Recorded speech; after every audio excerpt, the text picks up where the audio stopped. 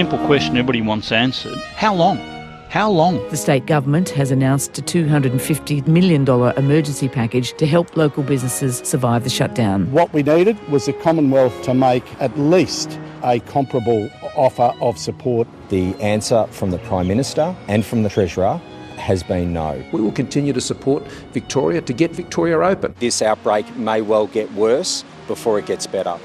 The increasing alarm, evident in the words of Acting Victorian Premier James Merlino today, was focused on how the growing numbers in the past 24 hours reflect an outbreak in which not all the sources and links are known.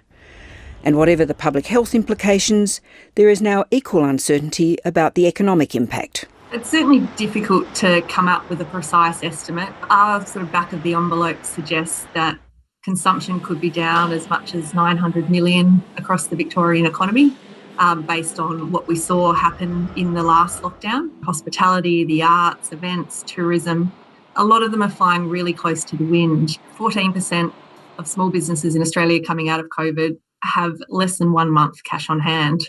Which is why the increasing war of words between the Morrison and Andrews governments about support for the economy has also become a lot more perilous.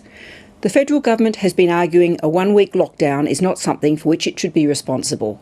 If the lockdown is substantially extended, the economic and political calculations will start to change. I note that the Queensland government and the Western Australian governments, when they were in similar circumstances, took on those responsibilities, having decided to go into those lockdowns.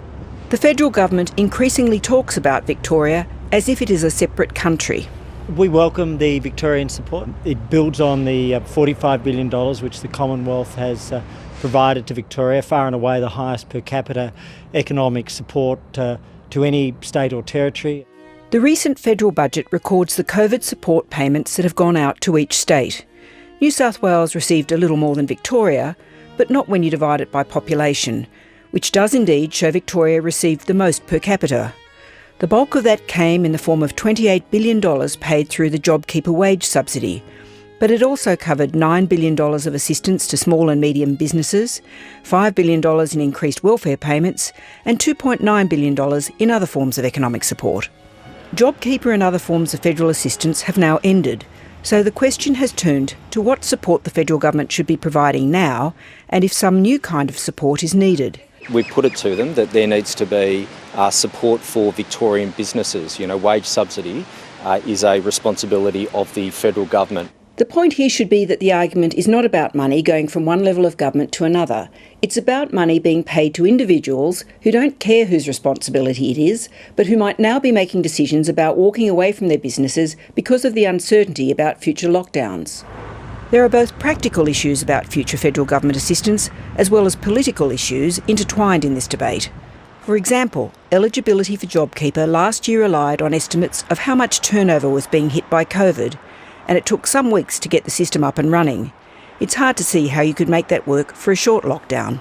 You certainly could have a scheme targeted at Victoria, based on the hit to business turnover that we see during this period, for the period that lockdown's in place. It's clear both from public comments and the private ones of senior government sources that there is hostility to the Victorian government's decision to impose a statewide lockdown, which other states haven't done.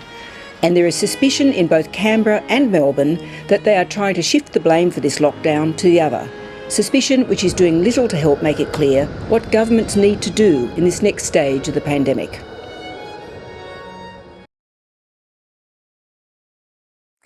Hi, I'm Lee Sales. Thanks for watching this story. If you'd like to watch more of 7:30's stories, they are on the left of your screen. And tap on the button below to subscribe and get the latest from ABC News.